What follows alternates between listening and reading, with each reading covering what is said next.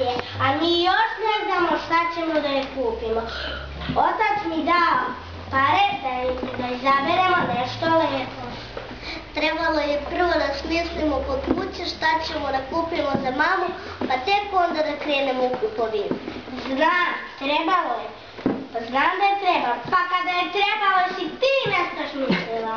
Ne, nisam. Šta misliš da joj kupimo? Buket cvijeća. Buket cvijeća je lep poklon, a buket cvijeća bi se posle osušio i mama bi ga bacila. Dobro, ja sam samo rekla, šta se odmah ljutiš? Šta misliš da je kupimo jednu lepu maramu? Marama ne vredi, maramu će sigurno kupiti baka. Znam šta bi mama voljela. Jednu knjigu o kuvanju. Juče se nervirala zato što joj nije dobro prošlo ručak.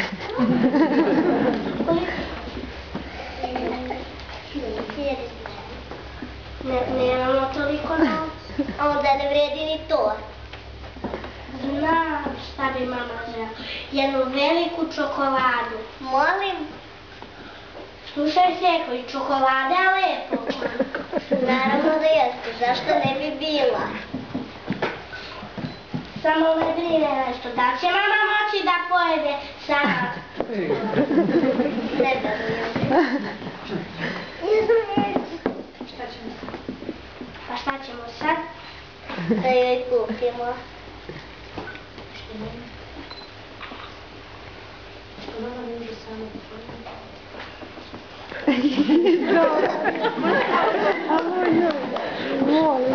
Zato što mama ne može sama da pojede toliko čokoladu. Ona će sigurno da je pojede, podeli sa nama.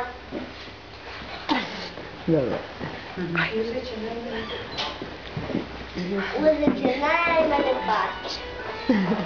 A šta će se desiti sa ostatkom čokolade? Bojim se da ne propadne.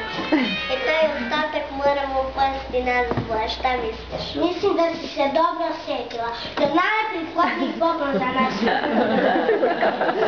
Dobro.